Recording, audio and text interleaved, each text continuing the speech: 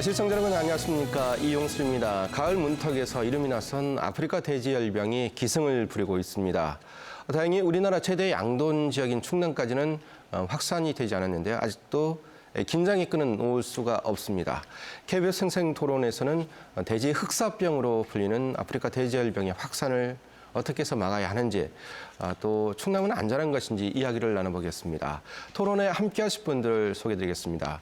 충청남도 동물방역위생과 임승범 과장 나오셨습니다. 안녕하세요. 한돈협회 충남도협회 최상락 회장 자리 함께했습니다. 북한 평안남도에서 수의 방역 담당 공무원으로 10여 년간 근무하신 분입니다. 굿파머스 조충희 연구위원 나오셨습니다. 강원대 수의학과 오연수 교수 자리 함께했습니다. 네, 안녕하세요. 네, 일주일 가까이 이제 잠잠하던 아프리카 돼지열병이 이틀 전에 또 추가 발병했습니다. 14번째 발병인데요. 자, 아프리카 돼지열병이 좀 어떤 가축 질병인지 좀 말씀을 듣고서 한번 시작해 볼까요? 오연수 교수님, 어떤 질병인가요?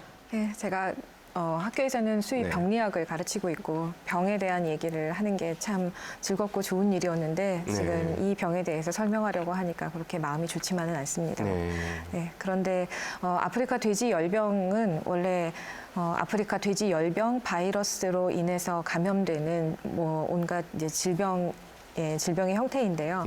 원래 바이러스성 출혈성 열병 증세를 일으키는 아주 무서운 돼지의 질병입니다. 오직 돼지에서만 걸리는 질병이고요.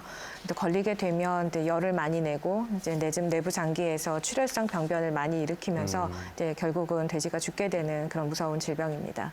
네, 그럼 이제 일단은 영어로 보면 ASF라고 하더라고요. F가 fever죠. 열이 발생하는 그러한 질병에 붙는 F 글자인데요. 자, 그러면 사람한테는 좀 영향이 없는 것인지, 사람 감염은 없는 건지 좀 이분 어떻습니까? 사람하고는 사람 감염은 없습니다. 아, 그렇습니까? 네, 모든 바이러스들이 자기가 좋아하는 그런 단백질이 있습니다. 세포 안에서 기생해야 되기 때문에 이 세포를 타고 들어가는 그런 단백질이 있어야 하는데 그건 돼지에만 있는 단백질을 타고 들어가게 되어 있고요. 사람하고는 감수성이 없습니다. 그래서 사람한테는 감염되지 않는다고 말씀드릴 수 있습니다. 그럼 임 과장님, 그동안에 이제 그 돼지, 소에 나타난 이제 구제역과 물론 이제 아프리카 돼지열병은 소에서는 발병하지 않는다고 하시는데요. 어떻습니까? 이 좀 증세를 농가에서 좀 확인할 수 있는 겁니까? 네, 구분해서? 네, 농가에서도 확인을 할 수 있습니다. 네. 물론 이제 구지역과는 뭐 비교가 되겠습니다만은 농가에서 우선 확인을 할 때는 지금 교수님 말씀하셨듯이 우선 그 피부의 반점, 또 이제 이 귀 쪽에 또 반점이나 청색증도 확인이 될 수가 있습니다. 그리고 사실은 그 고열을 많이 동반을 하기 때문에 식욕 부진이 많이 되기 때문에 농가에서 많이 확인이 되고, 또 이제 구제역과 이제 구분을 해서 말씀을 드린다면은 구제역은 이제 공기 전파가 가능한데 아프리카 돼지열병은 직접 전파에 의해서 전염이 되고 있습니다. 네. 이제 우리 토론에 이제 최상락 협의회장님 나오셨는데, 일단 농민분들이 농장에 이제 매번 이제 자주 이제 출입하면서 돼지 건강 상태를 이제 확인할 텐데 어떻습니까? 농민분들 좀 매번 이제 긴장하면서 오늘 우리 돼지 괜찮은가 이런 좀 궁금증, 그리고 또 확인하는 절차가 있는데 어떻습니까? 지금 좋은 말씀들 해주셨는데요. 우리 농가에서도 이제 돈군을 이제 아침마다 체크를 하게 될 텐데, 그 중에서 이제 돈군이 가지고 있는 특성이 식불도 식불이지만 고열과 출혈을 동반하는 질병이기 때문에, 또 그다음에 이제 사람과 접촉하는 기회가 많은 모돈이나 후보돈 쪽 큰 놈들이 발생이 되고 있지 않습니까? 그런데 그로 인해서 이제 유산이나 또 식불돈, 고열 발생되는 것들이 이제 체크가 되면은 바로바로 이제 방역본부에 신고가 돼서 올해 발생된 처음 발생됐습니다만은 빨리 그래도 대처를 할 수 있는 그런 계기가 되지 않았나 싶습니다. 조충희 연구위원님, 이제 북한에서 이제 축산 방역 공무원으로 일하셨기 때문에 그 정부에서도 조언을 많이 듣는 분이시기도 합니다. 북한에서 감염 경로가 북한과 관련이 있다 이러한 얘기가 계속 나오는데 좀 어느 정도 좀 신빙성이 있을까요?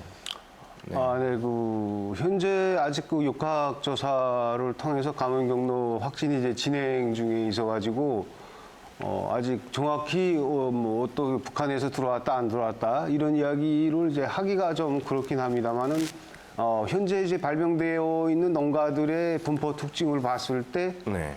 이제 군사분계선 접경 지역에서 기본적으로 이제 발병이 되어 있고요. 특히 이제 남북한이 연결되어 있는 강하천 주변에서 이제 많이 발병이 되어 있습니다. 네, 그래서 임진강이죠. 네. 그 다음에 현재 지금 발병이 된 농가들의 방역 상태를 놓고 봤을 때 통상적으로 이제 아프리카 돼지열병이 감염 경로가 야생 멧돼지나 네. 그 다음에 이제 잔반 사육 그 다음에 사람에 의한 전파 그리고 하고 이제 물렁진드기라는 이제 건충인데 우리나라에는 이제 물렁진드기가 없는 것으로 알려져 있고요. 이 세 가지 감염 경로를 완벽하게 이제 다 잘 지키고 있고 방역 규정들을 잘 준수하고 있는 농장입니다. 그래서 지금 육각조사에서도 이제 상당한 정도 지금 힘들어하는 것 같은데 사실 이제 북한 쪽이 거의 이제 북한 토양이 아프리카 돼지열병 바이러스에 의해서 이제 오염됐다고 생각했을 때 강하천이라든지 그쪽에서 내려오는 어떤 피사체라든지 네. 이런 것들을 통해서 감염될 수 있다는 가능성을 배제할 수 없다. 네. 이제 이렇게 말할 수 있습니다. 조 의원님 이제 말씀 들어보면 이제 역시 이제 북한 어떤 사육 상황 이런 부분을 좀 두루 잘 아시는데 북한이 이제 국제기구에 우리도 아프리카 돼지열병이 발병했다라고 신고한 것이 올해 5월이었는데 조 의원님께서는 북한에서 돼지열병이 발병했다라고 말씀하신 게 3월에 그런 의견을 주셨거든요. 그 부분은 이제 북한 당국의 발표는 5월이었지만 이미 그 전에 좀 발병했다 이런 말씀을 주셨는데 그 배경은 무엇입니까? 이제 공식적인 자료를 놓고 이야기했을 때 2018년 8월에 중국에서 발생을 하고 계속 이제 아무런 이야기가 없다가 12월에 노동신문에서 갑자기 아프리카 돼지열병을 특집 기사로 냅니다. 하고 2월에 내고 3월에 내서 연속 3번이 이제 노동신문에 아프리카 돼지열병이 굉장히 위험한 병이니까 이거 주의해야 된다. 네. 중국에서 발병했다. 이렇게 났는데 통상적으로 이제 노동신문이 정치신문인데 네. 이게 일개 돼지열병, 그러니까 가축 전염성 질병을 가지고 신문에 내는 일이 굉장히 이례적이거든요. 네. 그래서 제가 이제 북한에 있을 때 경험으로 봐서 이미 북한에 아프리카 돼지열병이 발병이 했다. 네. 이렇게 이제 제가 판단을 했고요. 그 다음에 이제 여러 가지 경로를 통해서 알아본 데 의하면 이미 3월 초에 북한에서 발병이 되어 있고 네. 이게 이제 확산이 되다가 더는 이제 이 확산과 피해에 대한 통제를 할 수 없는 때 와서 이제 올해 5월 25일 날 이제 이야기를 했죠. 네네. 네, 25일 날 국제기구에 이제 통보를 했는데 그냥 자강도 우시군에서 한 건만 통보하고 이제 아직까지 그 이후의 상황은 보고는 하지 않고 있습니다. 그렇군요. 임승건 과장님, 14번째 발병농가 경기 연천 발병 농장의 돼지는 이 바이러스 잠복 기간을 지나서 발병했기 때문에 좀 기존의 발병 농장과 좀 상황이 다르다 이런 의견을 전문가분들이 주시는데 어떻습니까? 저희들 판단에는 바이러스 잠복 기간이 지났다고 이렇게 판단을 하지는 않습니다. 네. 왜냐하면 이제 바이러스 이 잠복 기간도 최대 3주까지도 갈 수가 있기 때문에 그 내에 이제 이 잠복 기간 내에 있는 그런 걸로 판단이 되는데 아무래도 지금 말씀하신 대로 북한과의 그런 밀접한 관계 그런 것을 배제할 수 없는 것이 얼마 전에 야생 멧돼지에서도 DMZ에서 이 폐사체가 발견이 됐고 그 폐사체에서 이 바이러스가 검출이 됐기 때문에 그에 대한 영향도 전파 원인으로 볼 수가 있겠습니다. 네. 최상락 회장님 어떻습니까? 지금 이제 우리 농가가 우리 충남 지역 농가는 이제 좀 방역 체계는 좀 비교적 잘 갖춰져 있는 것이 과거에 이제 구제역 발병했을 때도 이제 차단 방역 철저히 했고요. 이번에도 아주 선제적으로 대응을 하셨는데 어떻습니까? 감염 경로에 대한 어떤 궁금증, 어떤 그러한 속에서 방역하는 것이 굉장히 좀 어려운데 지금 농민들 입장 좀 어떻습니까? 처음에 발병돼서 이제 충남 대천 그 발빠른 그 방역 조치가 이제 네. 우선은 그 차단 방역을 하기 위해서 그 각 지역별로 이제 거점 소독소를 철저히 운영이 됐고요. 네. 그다음에 지금 현재는 이제 그 발병 그 감염력이 있는 곳에 이제 연결이 됐던 어떻게 보면은 출하차가 움직였다든지 또 네. 축전에 갔다 온 이런 것들이 이제 간접적인 영향으로 이제 그 발병증을 일으킬 수 있는 네. 그런 농가들에 대한 이제 그 선제 조치로 농장 앞에 이제 선제 초소를 소독 네. 초소를 운영해가면서 그 한 단계 더 높은 방역 체계를 운영하고 있다는 게 가장 큰 특징이라고 보겠고요. 네. 또 그다음에 지금 농가들도 처음에는 이제 뭐 불편해하고 또 그다음에 정부에서는 이래 좀 자발적으로 지금 하고 있는데도 불구하고 네. 또 너무 과한 거 아니냐 하는 그런 말도 좀 나오고 그랬었던 게 사실입니다. 그런데 네. 지금 현재로서는 그런 것도 이제 다 수긍하면서 농가들로 자체적으로도 열심히 하고 있습니다만은 네. 방역에 대해서 크게 이제 그 정부에서 하는 일에 거부감 없이 또 네. 그다음에 이제 또 도에서도 그렇고 각 지역별로 거점 소독소를 이제 또 보완 내지는 추가적으로 설치하고 있는 그런 실정이기 때문에 네. 또 지금 거기에 따른 그 소독 효과를 충분히 보고 있다라고 생각을 하고 있습니다. 오현수 교수, 이 아프리카 돼지열병이 뭐 이름부터가 아프리카 붙은 것이 이제 아프리카에서 처음 이제 확인된 게 1920년쯤으로 제가 알고 있는데요. 이것이 또 유럽으로 갔다가 유럽에서 이제 또 이제 다소 발병을 하고 또 중국으로 와가지고 아시아로 이제 확산되는 추세란 말이죠. 이게 방역과 관련해서도 이제 전체 감염 경로를 보면 우리뿐만 아니라 북한, 중국까지도 좀 이렇게 동향을 살펴야 되는 그런 어떤 복합적인 그런 요인이 있는 것 같습니다.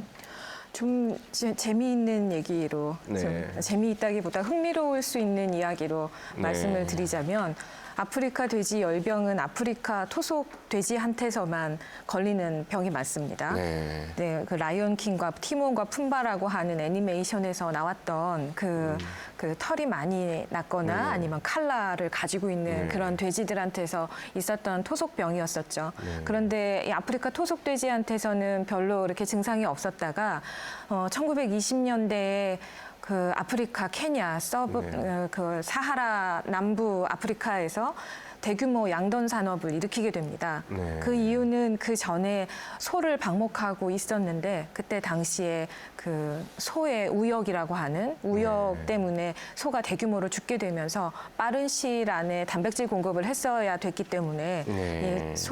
돼지를 이제 키워서 양돈 산업을 일으켰는데 아프리카 토속 돼지한테서는 증상이 없다가 이게 우리가 이제 흔히 알고 있는 핑크색 예쁜 돼지한테 네네. 감염이 되면서 대규모로 다 죽게 되죠. 네. 네, 그렇게 되면서 아프리카 돼지 열병이 이제 세상에 알려졌고요. 그러니까 역사가 오래된 질병이란 말씀이죠.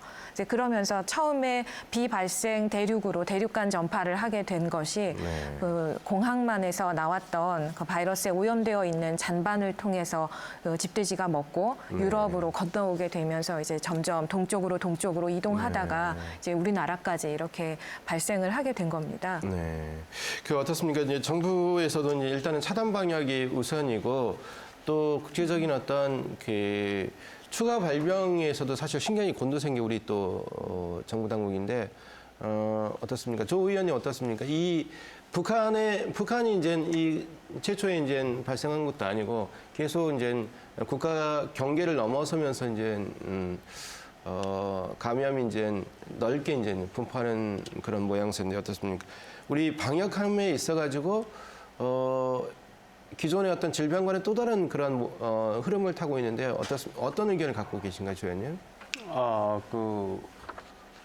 최초에 저희가 파악하고 있기로는 이제 평양에서 발병이 됐거든요. 이제 북한이 보고했기는 자강도 우시에서 했는데 평양시 이제 버통강 구역에서 발병이 됐다고 북한의 이제 전문가들은 다 그렇게 이제 알고 있어요. 근데 이게 이제 저도 자강도 우시군에서 발병했으면 야생 멧돼지가 넘어왔구나 이렇게 이제 이야기를 할 수가 있는데 평양시 버통강 구역까지 야생 멧돼지가 오기는 좀 그렇거든요. 이런 것을 놓고 봤을 때 역시 그 잔반 사육이 문제다. 잔반 사육이 문제고 중국과의 그 교류가 밀접한 이제 북한으로서는 특히 이제 북한의 시장들에서 교류되는 뭐 식품이라든지 이런 것들이 거의 60%가 지금 중국산이거든요. 그러니까 이것을 놓고 봤을 때 북한에 들어온 것도 중국에서 들어왔을 수 있는 가능성이 크고 요게 이제 그 돼지고기의 그 가공품들이 들어와서 잔반 사육을 통해서 발병이 됐겠구나 하는 이런 생각을 이제 할 수가 있죠. 그래서 이게 그 북한 전역에 확산이 되는 것도 북한 축산에서 제일 문제로 되고 있는 이 잔반 사육이라든지 덧축 시설의 불비라든지 이런 것들의 문제가 북한 전역을 확산시켰고 전역이 지금 뭐 바이러스에 오염됐다고 이야기할 수가 있고 한국에 주는 피해도 만만치 않지 않는가 이런 생각을 해봅니다. 이제 뭐 흔히 이제 충남을 어떤 최대 어떤 양돈 단지 뭐 이렇게 부르기도 합니다만 이제 충남의 돼지가 한 240만 마리 정도 사육되고 있는 것이죠. 하고 이제 어떻습니까? 충남이 뚫리면 안 된다 뭐 이런 것이 이제 뭐 우리 충청남도뿐만 아니라 농림식품부의 기본적인 입장이고 이제 추가 확산을 막기 위한 조치인데 자 현재 충남 방역 상황 어떻습니까? 일전에 먼저 홍성 또 보령에서 두 번의 의심 신고가 접수가 돼서 저희 방역 당국이나 또 전 국민이 관심사가 되었었습니다. 이 지역에서 이 아프리카 돼지열병이 발생이 된다면은 이 지역에 밀집이 많은 돼지 사육이 되고 있고 또 이 사육 그 농가별로 상당히 근접해 있기 때문에 확산 내지는 전파가 상당히 우려가 되고 있는 그런 시점이고 전 시군으로 또 확산이 될 수도 있었겠습니다. 그런데 가장 이제 최대의 관심사가 역시 매몰 두수였을 겁니다. 처음에 1차 홍성에 그 폐사차가 발생된 그런 그 농가로 볼 때 3kg 이내가 약 한 12만 두. 12만 두. 그다음에 3에서 10kg가 30만 두 정도 되었습니다. 또 이 보령 같은 경우에는 3kg 이내가 11만 두 정도 돼 있었고 3에서 10kg가 약 54만 두 정도의 돼지를 사육하고 있는 그런 상태였습니다. 이 지역에서 발생이 됐다면은 아마 이 살처분이라든지 모든 재반이 방역 조치에 상당히 어려움을 겪었을 것이라고 저희들은 판단을 하고 있었습니다. 다행히 음성으로 판정이 돼서 뭐 안심은 좀 가슴을 좀 쓸어냈습니다만은 이런 그 과정을 거치면서 저희들이 방역 체계를 재점검하는 그런 계기가 됐지 않았나 이렇게 생각을 합니다. 회장님 어떻습니까? 지금 축산당국 입구 보면 어떤 석회인가요? 어떤 발판 어떤 소독 그 장치가 있는 것 같아요. 그리고 지금 멧돼지 얘기가 계속 나오고 있는데 멧돼지가 농장 주변에 뭐 잔바이라든지 여러 가지 좀 가까이 가면 감염 가능성이 높다 이렇게 가지고 농민분들이 좀 이중고를 갖고 있다고 할까요? 이런데 어떻습니까? 이제 멧돼지에 대한 두려움이 어느 때보다 큰 것 같습니다. 하여튼 멧돼지가 유럽에서도 그렇고 잔반도 문제가 있습니다만은 멧돼지로 인한 그 감염 그 정도가 굉장히 그 많이 그 알려져 있습니다. 그러다 보니까 이제 멧돼지 관계를 굉장히 그 심도 있게 좀 다루고 있는데 대한민국에 지금 멧돼지 분포도를 보면 한 30만 두가 된다고 그래요. 국내 전체예요? 그렇죠. 아니 전국에 30만 두가 분포가 돼 있는데 그 중에 이제 1년에 수렵행위로 잡히는 그 제거되는 멧돼지 숫자가 한 10만 두가 된다고 합니다. 그래서 이제 농림부도 그렇고 협회도 그렇고 이제 그 포획이 되는 거에 대해서 이제 신고를 하면 포상 제도가 있어요.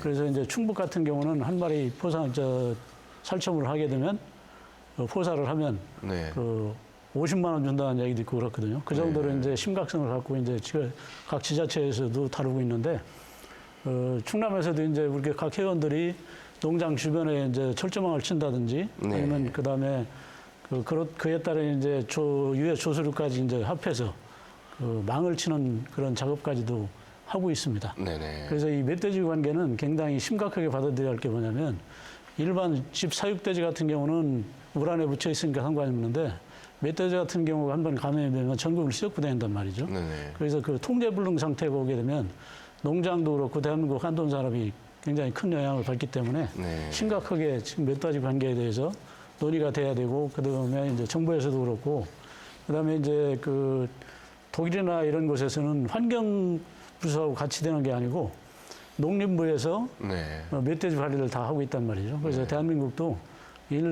한 단위에서 그 관리를 할 수 있는 그 힘을 실어주는 것이 아프리카 돼지열병을 막아내는데 큰 네. 힘이 되지 않을까 싶습니다. 오연수 저기 교수, 관련해서 네, 말씀 제가 주시죠. 조금 더 네네. 부연 설명을 좀 드리면 네네. 좋을 것 같은데 멧돼지 관련해서는 농림부 장관께서도 굉장히 강력하게 우리 산업을 보호하기 위해서 환경부 쪽으로 협조 요청을 하신 걸로 알고 있습니다. 네네. 그래서 이제 환경부에서는 벌써 멧돼지의 개체수를 좀 조절을 해야 하지 않는가라는 움직임이 벌써 있었고요. 네네. 강력한 조치를 위해서 그 환경부 나름대로 그 지형 지물을 이용한 그리고 아프리카 돼지 열병이 집돼지에서 발생한 그 지역을 중심으로 해서 존을 그룹으로 나눠서 그 존에 따른 어떤 강력한 조치를 하려고 지금 계속 하고 계십니다. 네네. 그래서 계속 조정하고 있고요. 네, 맞습니다. 지금 이제 말씀하신 대로 그런 이제 경기 북부 쪽 위주로 이제 존을 설치를 하는데 네. 사실은 이제 이 한강 이남 지역으로 볼 때도 지금 현재 우리 충남도만에도 이 환경부서에서 이 멧돼지 포획을 지금 네네. 하고 있는 실정입니다.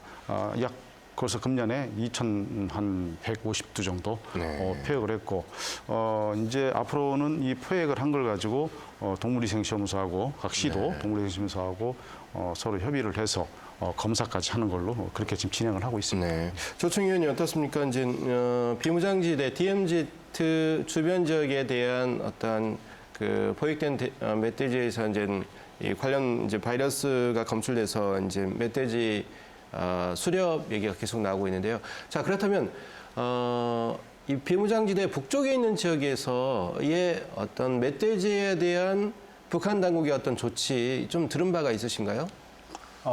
네. 북한 당국이 멧돼지에 대한 조치는 뭐 아직 전혀 뭐 취하지 않는 것으로 알고 있고요.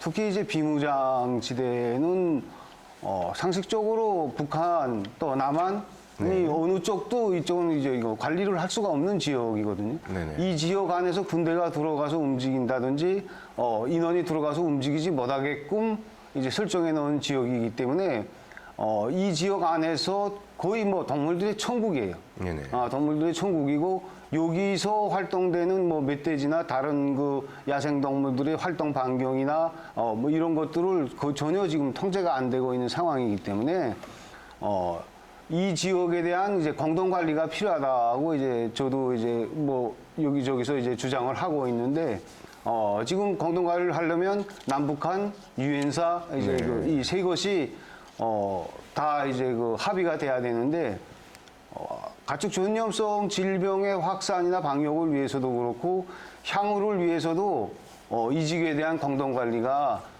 중요하고 특히 이제 그 아프리카 돼지열병이 지속화, 토착화, 장기화를 막기 위해서도 이쪽에 대한 공동 관리가 이제 상당히 심중한 문제로 나서고 있다. 저는 이제 그렇게 생각을 합니다. 네. 지금 이제 그 방역의 주무 부처는 이제 농식품부가 되겠습니다. 그러면 지금 말씀하신 것처럼 DMZ는 좀 특수한 지역이기 때문에 뭐 국방부, 환경부의 어떤 도움을 이제 요청하고 있는 그런 단계로 보입니다. 근데 좀 일각에서는 또 이런 얘기가 나오고 있더라고요.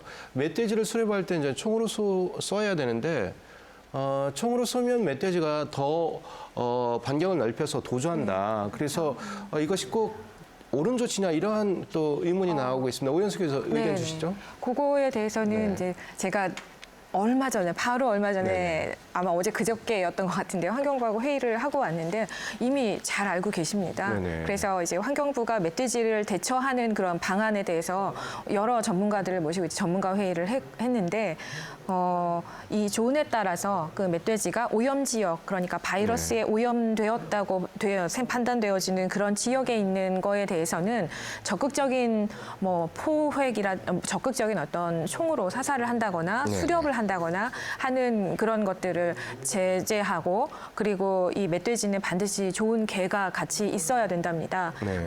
그런데 이 사냥개도 그 조언 안에 위험한 지역 안으로 오염이 될 수 있는 그런 지역 안으로는 개를 데리고 들어가지 않는다라고 하는 그러한 어떤 네네. 긴급 행동 지침을 이제 수립을 하시고 계속 수정하고 계시는 상황입니다. 네네. 최성래 기자 어떻습니까? 그 우리들의 가축 축사가 대부분 마을 한가운데에 있는 건 아니지 않습니까? 좀 산간에 가까운 쪽에 있는데 또 그렇다면 산간에 이제 멧돼지가 몇 마리 있는지 사실 이제 파악이 또 어려운 부분이 돼 있는데 그 축사와 산하과의 경계 지역에 별도로 그물을 친다든지 이런 조치는 없습니까? 지금 정부에서도 역시 마찬가지로 이제 그 우리나라의 아프리카 열병이 발병되기 이전서부터 그 각 농장별로 이제 경계망 철망을 치도록 이제 유도를 하고 있었던 게 사실입니다. 그런데 이제 아직까지 다 안 친 집들이 많이 있었어요. 네. 그 우리 충남 도협의 차원에서는 궤도를 어떻게 했냐면 산하고 접해 있는 농장이 있는 위치에 있는 그런 농장들은 네. 철책을 제일 먼저 치자. 네. 그래서 이제 만약에 지원 사업이 나오더라도 그런 농가들한테 먼저 지원 사업이 되도록 유도를 네. 해준 게 사실이었고요. 지금 현재는 그것도 그거지만 경계점이 이제 산하고 접해돼 있으면 정부 사업도 있습니다만은 네. 자발적으로도 철망을 네. 치는 작업을 지금 현재 계속 하고 있습니다. 네네. 그렇게 하고 이제 전체적으로 봐서 스페인 같은 경우가 그 야생 멧돼지 그 관계를 어떻게 책정을 했냐면 네. 만약에 바이러스가 발병된 그 지역에서 10km 반경 내에 있는 그 지역은 멧돼지를 살처분도 다 했지만 네네. 매몰 처분도 했지만 네네. 그 첫 번째로 했던 게 이제 철조망 작업을 확실하게 한 게 하나의 기준점으로 보면 되겠습니다. 네, 이제 멧돼지의 어떤 접촉을 좀 피하는 수단으로서 이제 철조망 말씀 주셨는데요. 자, 이제 또 이런 가축 질병이 발생하다 보면 지금 반경 3km 또는 10km 내에 어떤 가축은 또 매몰한다. 그런 또 매몰된 가축이 또 어떻게 처리해야 되느냐, 또 이제 땅에 묻는다, 이런 그 흐름으로 가고 있는데, 이에 대해서 또 그것이 꼭 옳은 건 아니다, 이런 의견을 주시는 분도 있는데, 우리가 일반적으로는 이제 매몰 처분이 가장 안전하다라고 생각하는데 또 그렇지 않다라고 하니까 좀 의아하거든요. 좀 이걸 어떻게 받아들여야 되는 건가요? 제가 네네. 말씀드릴까요? 네네. 그거는 일단 국내에 발생하지 않았던 질병이 최초에 발생했을 때는 강력한 선제적 방역입니다. 네. 그래서 아프리카 돼지열병이 우리나라에서 최초로 발생을 하였을 때 우리는 그 전에 구제역에 경험이 많이 있고, 그래서 네네. 그 구제역에 준해서 국가 재난형 해외 악성 전염병의 발생이라고 하는 이런 큰 문제에 있어서 선제적 방어를 시작을 했고요. 그래서 발생 지역 내 저희가 방역대가 다 행동 지침에, SOP라고 하는 그 행동 지침에 나와 있습니다. 네네. 그래서 500m, 3km, 10km 이렇게 해서 방역대가 설정되어 있는데, 그거는 이제 방역 당국이 긴급하게 이 SOP의 근간하에 어떠한 긴급 방역을 해야 할 것인가를 결정을 해서 네. 하게 되는데, 일단은 오염원은 이 바이러스는 돼지한테서만 있습니다. 네. 물론 환경에도 떨어질 수도 있겠지만 이 바이러스는 돼지 안에서 살고 있는 거기 때문에 가장 오염되었다고 보여지는 매체는 돼지입니다. 네. 그래서 안락사 후에 메모를 하게 되고 있는데, 그래서 이 메모를 좀 더 환경에 조금이라도 덜 위험을 가할 수 있게 FRP 통에 담아서 네. 완벽하게 메모를 하고 있고, 장관께서도 약속하셨듯이 매번 검사하고, 그러니까 일단 메모를 한 후에 네. 계속 지속적인 검사 모니터링을 하고요. 네. 그리고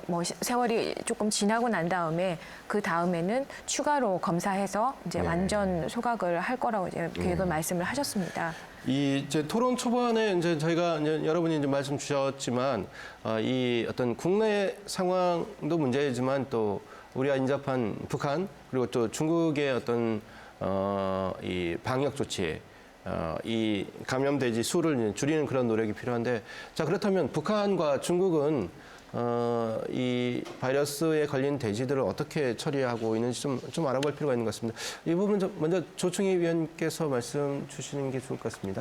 예, 현재 북한이 5월 25일 날 국제기구에 보고할 때 매몰 처분했다고 보고를 했어요. 네. 근데 이제 현실적으로는 매몰 처분이 안 되고 있고요.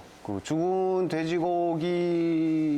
돼지의 고기뿐만 아니라 분변들 이런 것들에 대한 관리가 이제 전혀 안 되고 있고, 북한은 원래 이제 수입방역 원칙에는 매몰 처분을 하게 되어 있습니다. 북한도 그렇게 되어 있군요. 예, 원칙은 되어 있는데 실질적으로 제가 경험해 본 데 의하면 안주에 있는 운공 목장에서 한 번 이제 매몰 처분을 했는데, 그건 굉장히 중요한 목장이거든요. 주성 목장이라고. 이제 그때 이제 뭐 김정일이 뭐 이런 높은 고위급 간부들한테 식품을 공급하는 목장인데, 거기서 한 40마리 정도 매몰을 했는데 하룻밤에 다 없어졌어요. 네. 그냥 앉아 있는데 아침에 전화가 오는 게, 그래서 왜 그러냐 하니까, 지금 운공 목장에서 구제역 때문에 매몰한 돼지 밤에 다 없어졌는데 나가서 찾으라는 게 나보고. 네네. 근데 그걸 이제 다 고기로 나오는데 그거 어떻게 찾습니까? 장마당에 나가서 거기 운공 목장 돼지라고 표시하고 파는 것도 아니고, 그래서 끝내 찾지는 못했는데 아마 현재까지도 매몰이 안 되고 있고, 제가 이제 파악하고 있는 데 의하면 죽은 이제 사체, 그러니까 죽은 돼지의 고기도 식품으로 이용하고 있고 이제 시장에서 유통이 되고 있는 걸로 알고 있습니다. 네. 죄송합니다. 이 아프리카 돼지열병 이제 어떤 국제 간의 어떤 공조 노력이 좀 필요한 부분이죠. 그래서 이제 미세먼지만 하더라도 중국과 우리 정부의 어떤 공조, 그리고 자치단체의 어떤 공조 움직임이 보이고 있는데, 뭐 충청남도 입장에서는 중국과 관련돼 있는 어떤 산둥성이라든지 산둥성 정부와 이제 협업 체계를 이제 추구하는데, 자, 우리 정부 또는 자치단체가 중국 정부 또는 중국 지방 정부와의 어떤 방역 정보 교류라든지 이런 부분을 좀 현재 진행되고 있는 부분이 있습니까? 현재 가축 전염병 관련해서는 진행되는 건 없습니다. 네. 다만 이제 이번에 아프리카 돼지열병이라든지 또 이런 재난형 가축 전염병은 사실은 많이 이제 추가 발생이 될 것이다 하는 그런 예견을 많이 했었죠. 사실은 이제 배경이 육류 섭취량이 자꾸 증가하면서 또 이 축산도 집단화가 되면서 많이 밀집 사육도 그런 문제가 될 수가 있고요. 또 육종 이제 개량을 할 때도 생산성 위주로 많이 개량이 된 부분이 또 원인도 있을 수가 있습니다. 이 질병에 좀 취약하다는 그런 얘기죠. 결과적으로 우리나라뿐만 아니라 전 세계적으로 가축 전염병은 많이 발생이 될 것이다라는 그런 예측을 지금 하고 있습니다. 뭐 우리나라도 마찬가지겠지만은 뭐 빈도가 적거나 아니면 뭐 규모에 따라서 좀 다를 수는 있겠지만은 가축 전염병이 계속 근절될 수는 없을 것이다. 저는 저희들이 그렇게 판단하고 있습니다만은 지금 말씀하신 대로 인접 국가가 발생이 되면은 이 방역에 대한 그런 협조, 공조 체제가 사실 이루어져야 되는데, 사실 북한 마찬가지 또 중국 다 그렇습니다.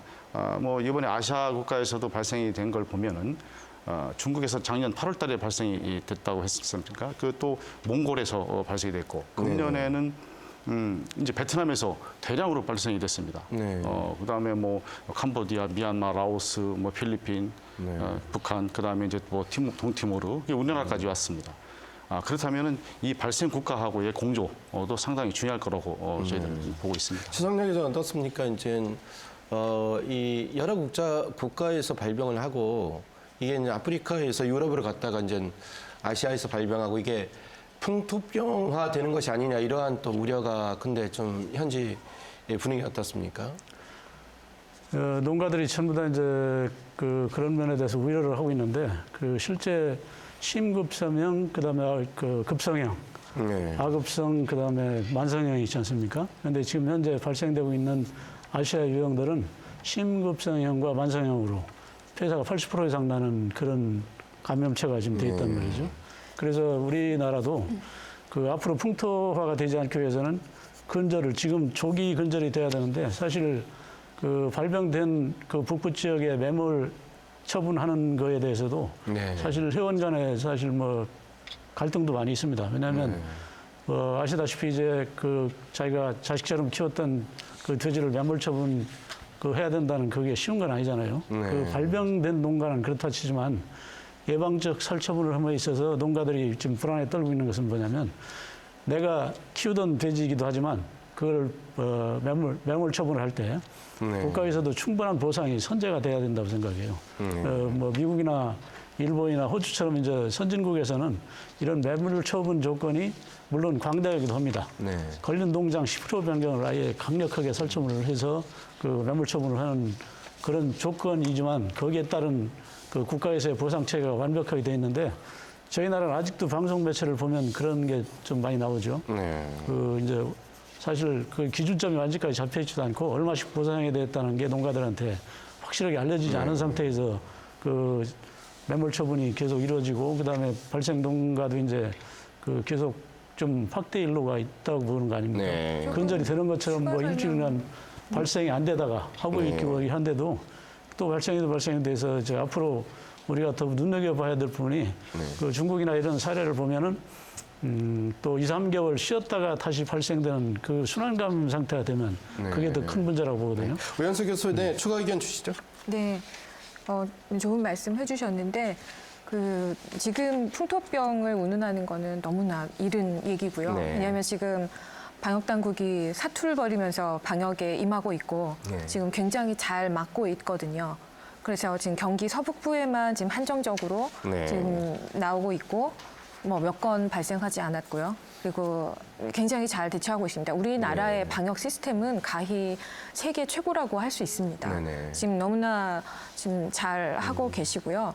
그리고 살처분과 매물, 그러니까 안락사 후 매몰하는 그런 부분에 대해서는 정부가 충분히 그 대상 농가에 대해서는 교육을 하셨고 네. 사전 고지를 하시고 지금 보상에 대한 체계를 설명을 하신 후에 지금 이루어지는 것으로 저는 알고 있습니다. 네네. 그리고 사실 이 질병의 방역의 첫 번째는 사실 조기 발견과 확산 방지일 텐데 사실 지금 이제 말씀해 주신 내용 중에 조기 발견이 어렵고도 쉬운 질병입니다. 사실 그래서 구제역과 비교해 봤을 때 사실 전파력은 좀 늦는다고 볼 수 있지만 늦어요? 사실은 양돈장 내 상재하고 있는 기타 다른 질병하고 감별하기가 수의사가 지속적인 모니터링을 하지 않으면 어려운 상황입니다. 네. 그렇기 때문에 북한에서도 아마 신고가 늦어졌을 거다라고 생각하시는 것들, 네. 그리고 보령에서의 의심 신고, 음성으로 판정된 그 의심 신고들,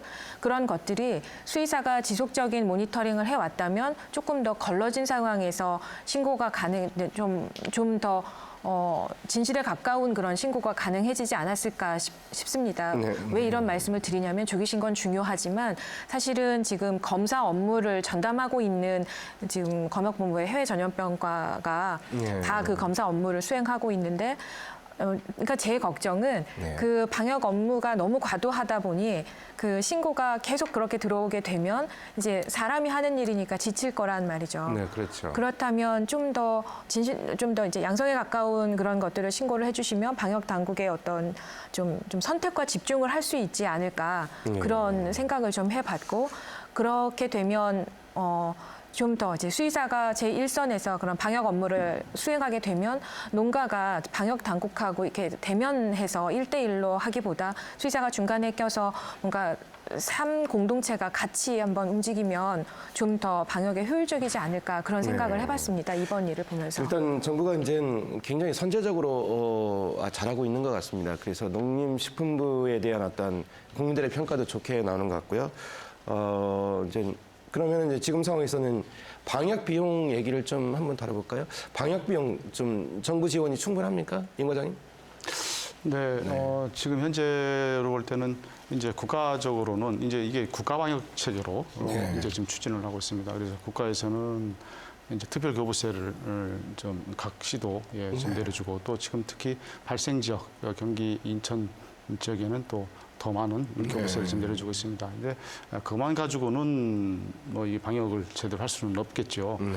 지금 각 지방자치단체에서도 각 예비비를 사용한다든지 또 많은 그런 그 자체 또 식은 예비비를 많이 사용을 하고 있습니다. 저희 충남 도만에도 아직 비발생 지역인데도 불구하고 뭐 특별교부세 포함해서 저희 예비비, 그다음에 국비로 이 운영되는 소독시설 통제초소 운영비가 있습니다. 그래서 또한 한 64억 원 정도를 지금 집행을 좀 하고 있는데 아무래도 방역비보다는 지금 방역비가 이제 물론 많이 투여가 되고 하는 것도 중요하지만은 역시 이 방역을 하려면 시스템이 잘 갖춰져야 된다. 시스템이요? 예, 그렇습니다. 예를 들어서 발생 지역과 비발생 지역에 지금 상당히 정부나 경기도가 잘 대처하고 있다고 저는 생각을 합니다. 왜냐하면은 이 경기도에서는 어떻든 지금 4개 시군만 지금 한정해서 지금 나타나고 있기 때문에 방역대가 잘 이루어져서 지금 경기 이남으로는 내려오지 않고 있는데 바로 그런 것이 각 지방에서 시도에서는 모든 거점 소시설을 설치해 놓고 이 어떻게 보면은 발생 지역과 비발생 지역의 연결고리를 좀 끊고 있는 그런 그 일련의 모든 제반 조치를 좀 하고 있기 때문에 뭐 거기에 대한 이제 비용이나 이런 것은 상당히 좀 더 투여가 될 거라고 보고 있지만은 그것이 뭐 크게 지금 비용에 큰 문제는 안 될 거라고 좀 보고 있습니다. 어떻습니까, 조충 의원님? 우리 정부가 이제 추가 발병하면 대개 이제 가축 이동 제한 해가지고 어떤 차량의 이동 제한, 또 사람에 대한 이동 제한을 이제 촉구하고 있는데 우리 정부의 어떤 방역 조치 좀 보시기에 잘하고 있다고 보십니까? 네, 저는 이제 초동 대응을 이제 굉장히 잘하고 있다고 보고요. 사실 이제 북한에서 방역 사업에 관여했던 저로서는 화면에 이제 방역차, 소독차 다니는 것만 봐도 이제 굉장히 부럽고, 네. 이제 그렇습니다. 사실 이제 북한에 저런 방역차 한 대 이제 없었거든요. 지금도 없을 것이고, 이자 앞에서도 이야기가 됐지만, 언제까지 이제 저희가 계속 이런 긴장 상태를 유지하고 이제 방역을 계속 할 수가 없어요.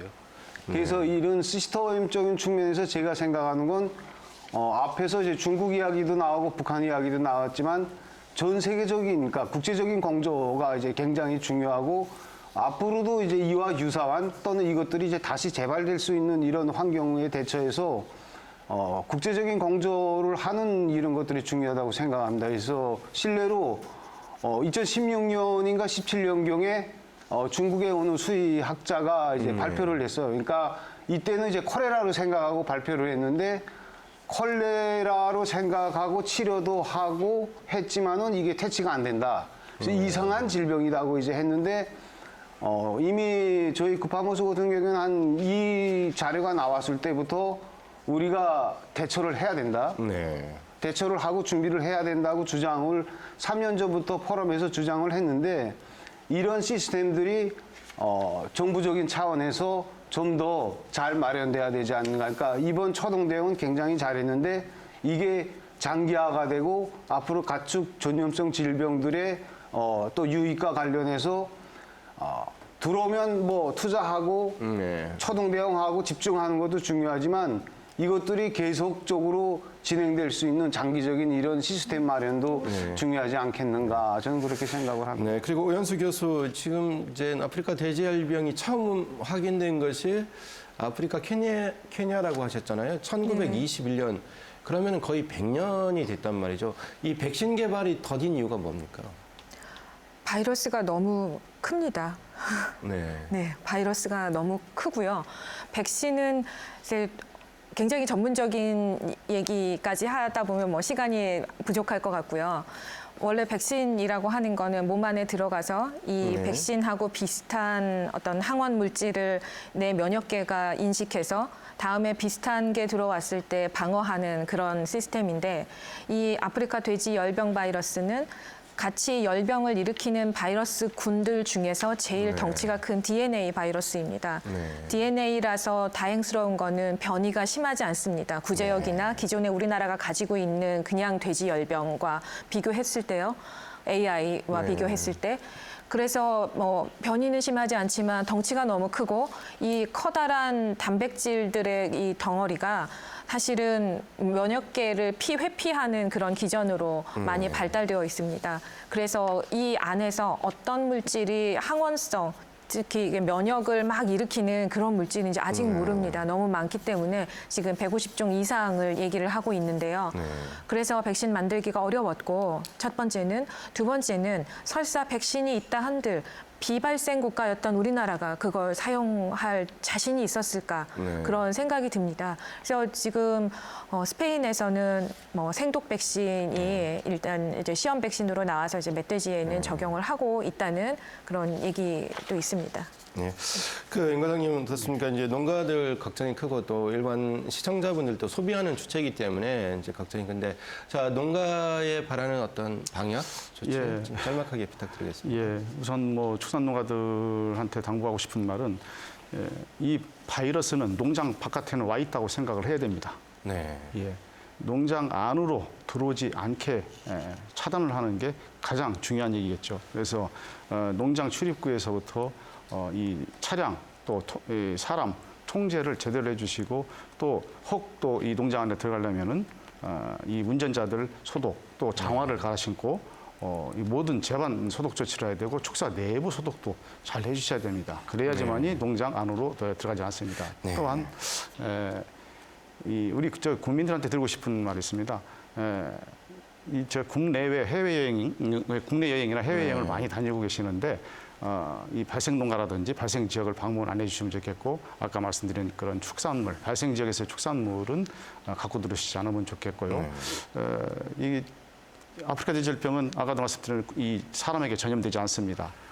걱정하실 필요 없고요. 또 소비를 좀 해주셨으면 좋겠다. 예, 마지막으로 이 지금 각 지역별로 이 모든 이 재반 방역 조치를 좀 하고 있습니다.